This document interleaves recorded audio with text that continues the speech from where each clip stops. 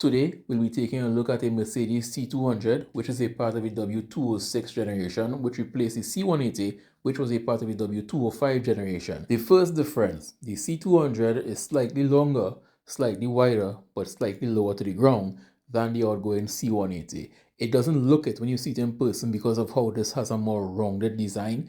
It doesn't look like it's bigger, but it really is slightly bigger and wider. In terms of your tires, you get proper tires, Pirellis, but in typical European fashion, they are staggered. So the front are 225/45 18s, while the rear 245/40 18s. So rotating these wheels are out of the equation. You have a redesigned front end with front parking sensors, however, no front-facing camera because you have no 360 camera on this trim, which is one of the only three things I don't like about this vehicle. You're already paying $500,000, $500,000, and you all are really going to nickel and dime people for a 360 camera system. They want you to buy the higher trim level for an extra $50,000 to get the sunroof and 360 camera and some other smaller features. Come on. Unacceptable. But you do get an all LED front headlight assembly and an all LED tail light assembly at the rear. Plus, you do have your backup camera and your rear parking sensors. At least they didn't nickel and dime you for that also. Now, if you know your Mercedes well, you already know that those things under there by the silver trim piece are not your exhaust pipes. You also don't have exhaust pipes. You have a single exhaust on the left-hand side hidden behind that trim piece. Also located under here at the rear is a sensor that allows you to swipe your foot to open the trunk.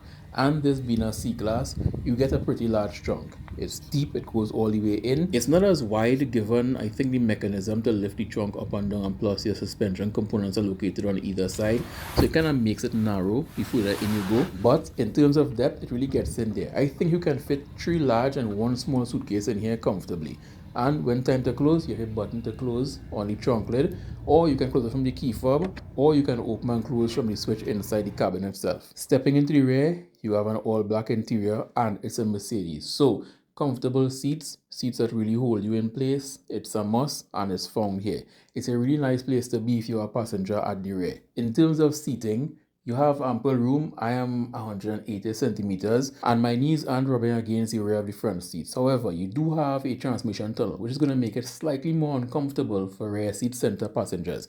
Something we have grown accustomed to not having because most vehicles now are front wheel drive. But you do get 2 rear USB ports, USB-C that is, a small pocket, and rear AC vents. So you may be slightly more uncomfortable because you have to put your foot on either side of the tunnel, but you're good otherwise. On both front seats, the headrest can be adjusted by pushing in this button and pulling forward or pushing back the headrest. So if you are somebody who wants to dial in your seating position just that extra bit, you have adjustable headrest. Even though both driver and passenger seats are fully powered, you have this extra bit of customization on top here to dial in your experience. Up front, you have a very well laid out and ergonomically pleasing cabin. Now you can't see the mood lighting here in direct sunlight, but if you go in a slightly dark area or at night, you'll see the entire cabin come to life with its mood lighting. Right now it's set to blue, but obviously you can change that color to whatever you desire.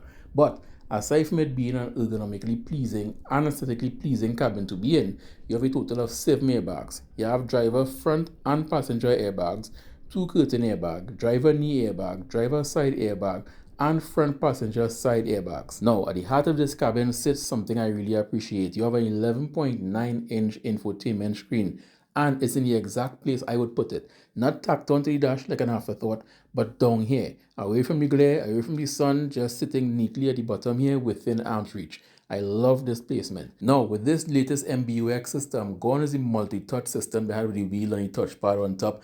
Now everything is just centralized on the screen, and it's very responsive, and rightfully so, because for $500,000 I would expect nothing less than a quick user interface. But here comes the bit I was speaking about earlier.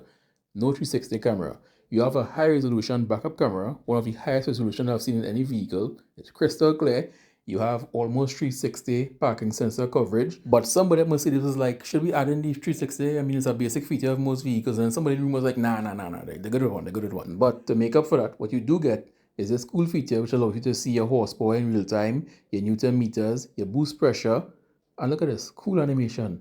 Pretty cool animation. very high resolution. On this screen, you can see a turning degrees for your steering wheel, left or right. You can also see if the vehicle is banked or if it's tilted forward or back. You have a percentage meter for your accelerator and your brake pedal, so you can see if you're mashing down at 50%, 75%. You know, just in case you found yourself on a track and you would like to see those details. Now, in most modern vehicles, they have this weird obsession with moving physical, easy-to-use buttons and replacing it with touch points that are difficult to use. And the Mercedes C200 is no different in that they did remove some physical buttons, but the touch points operate slightly differently. For example, on the steering wheel, you have this button that scrolls through the different menus. And you don't like press the touch point because it's a small touch point. You just flick your finger up or you swipe down and the menu just cycles through. The exact same thing for the volume control under the infotainment screen. You swipe your hand to the right, the volume goes up. You swipe your hand to the left, the volume goes down. Simple. This is like the best implementation aside from actually having buttons that they could have done, because you could just feel. Just pass your hand left or right. Continuing with the interior, you have this pocket here, which is previously where your touch points would have been to control the screen. Now you have this part with two cup holders and a further two USB ports underneath there. They are kind of difficult to see, but you can see the outline of them in there. This is also where wireless charging is located, also inside this pocket. When not in use, you simply just cover this and it's aesthetically pleasing once more. Behind that, you have a center console that opens up in two halves. You push this button, it pops up. Soft touch materials, mind you. On top here, very soft touch materials, very premium feeling. And talking about premium, everything feels premium, even the door stud. If you don't know what the door stud is, most European vehicles have this reassuring close. When you close it, it feels like you are closing a tank's door. It's something you have to hear in person to understand it, but I'm going to try to recreate it here for you to hear it. This is how it sounds.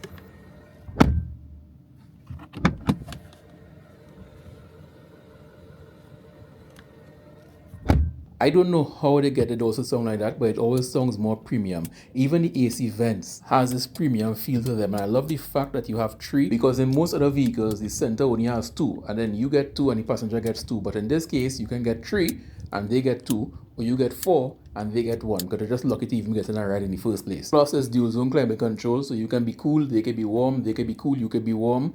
On the doors, you have your seating controls, memory seats, of course. So you have three memory settings, and you have a physical control to adjust your powered seats. The seats are also heated, driver and passenger. All in all, it is a really nice cabin to be in. But let's say you spent $500,000, $500,000. You can't be bothered to put your glass down, even though it's one touch up down all four glasses. What do? Well, you use the voice assistant. How may I help you? Lower all windows. Good idea. I'm opening the windows. Here what I like, saving time. You have to say the Hi Mercedes part to get her to activate, but you don't have to wait for her to activate before you say what you have to say. You can get straight to the point after saying Hi Mercedes. For example, Hi Mercedes, raise all windows. Understood. I'm closing the windows. Another thing I noticed is that the glass doesn't have one speed coming up. It starts off quick, and then when it's almost to reach the end of closing, it slows down. I'm going to boost the volume here so you can hear it. Listen closely. Understood. I'm closing the windows. Even with something as simple as raising and lowering the glass, the Germans had to find a way to add some complexity to that process. And lastly, before we head out onto the road to see how it drives, yes, you do get vanity mirrors left and right with automatic LED lights that turn on once you lift the flap up. Also, you do get a glove box. I know people say I often forget to mention every vehicle has a glove box. Yes, it has a glove box. Not very big, but functional to store what you will put in there anyway, which is your certificate of insurance most times. And I almost forgot to add in this. You do have a fully powered steering wheel column. So your tilt and telescopic feature, fully powered. You would expect nothing less in a Mercedes C-Class, and obviously it's here. But now, let's take it out on the road and see how it drives. But first, let's go over some specs. What powers the C200? Well, that's why I'm here. And yes, if you are seeing steam in front of the vehicle, that is how hot it was out there that day. That's why I go through to make these videos. Rain just fell just long enough to dirty the car and create steam. And I was out there in the hot sun filming. But the C200 is powered by a 1.5 turbocharged engine, which is then paired to a mild hybrid setup. So you have a total combined 201 horsepower and 300 Newton meters of torque at your disposal.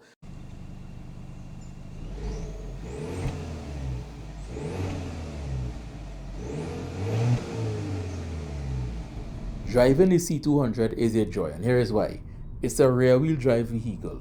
You don't get much rear-wheel drive vehicles anymore, which means you always get that pushing sensation, like you are being pushed from the back, even though the engine is to the front. And that's a hallmark of all C-Class vehicles. And I'm glad Mercedes is moving forward with it, because they could have easily put this as a front-wheel drive vehicle in the interest of saving space and modernity like most other vehicles. But what adds to the joy of driving the C200 is that you have 9 gears at your disposal. And because you have so many gears, it almost drives like a CVT, except you don't get a CVT whine. But the shifts are so imperceptible that unless you are paying attention to the RPM gauge or listening to the engine, you won't know that the gears are shifting from first to 9. And added to that, because it's not a dual clutch transmission, you don't get any of that vibration or shudder or apprehension of the line. You just get a smooth application of power from first all the way to 9th. Now the hybrid component is there, but it's a mild hybrid, like I said, and mild hybrids aren't the same as strong hybrids. So it helps you off the line and then it takes a back seat. So just think of it as first gear.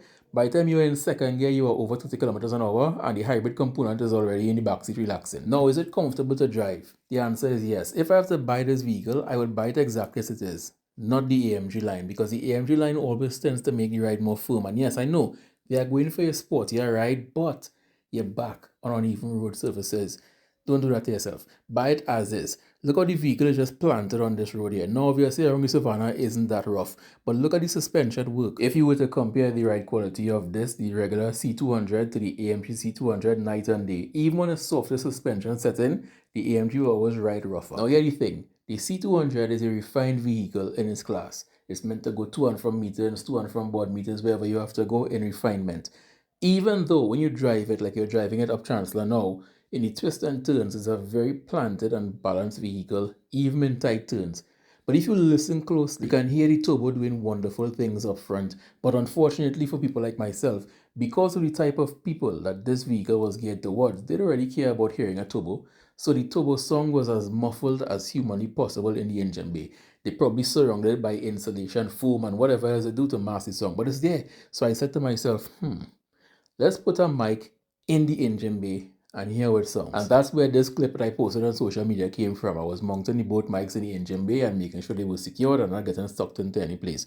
So from this point onward, even though the camera is inside the vehicle with me, you are hearing the sound from the engine bay. Now you're going to see me try to put the car from park to drive, but the car was off. It does this thing where if you're out of the vehicle for a prolonged period, the vehicle automatically cuts off. So I had to restart it, put on my seatbelt, everything, and then get going. But let's see how it sounds. If you know what a turbo sounds like, you know what you'll be listening for at this point. So let's go.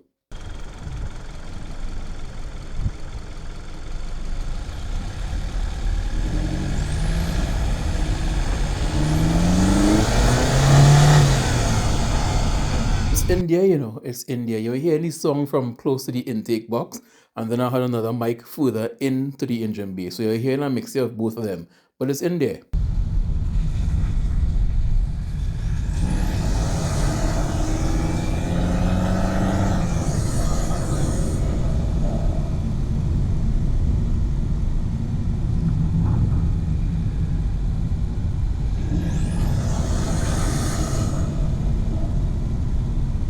Why didn't they let that beautiful song come into the cabin by default? I understand some people mightn't like it, but give us that button, a feature. You press the button and you can hear the turbo. You press the button, the turbo goes silent. That would have been so much better. But yeah, the turbo is there. And minimal turbo lag. And I must go back to the screen because I love it. You are seeing your kilowatts and your newton meters in real time along with your turbo forcing air into the engine. I love the screen, but I can't have it because I might spend my time watching at it and end up around a big tree. But I love the screen. I gave the C200 a pass mark. Yes, there are things I don't like. For example, I would have preferred a real rear exhaust. I would have preferred to hear the turbo inside the cabin and put a 360 camera on this. You are seeing Chinese vehicles that are way less in price having all kind of fancy camera systems. You could have put it in here as well. But it more than makes up for those shortcomings because even though it doesn't have a 360 camera, the camera it has is very, very, very clear and very precise. Minimal distortion around the edges. Everything is as you would see it in the real world if you looked out your window. A comfortable ride. It goes around corners planted, rear wheel drive, no dual clutch transmission, you have 9 gears at your disposal, and ample power to get yourself a speeding ticket if you're into that kind of thing. And because of that mild hybrid setup, you get off the line from a standstill with hybrid assist. So by the time the turbo spools up, you're already on the move. So you don't notice any delay in the turbo spooling up. And many other things like the premium sound system and the ability for the car to parallel park itself, which I couldn't demonstrate in this video because I couldn't find a suitable car park. But it's a really nice vehicle, and sure, it's a bit pricey. But if you can afford it, you can afford it. And if you're not going to enjoy the one life you have with the finer things in life, then what is even the point of having a life, right?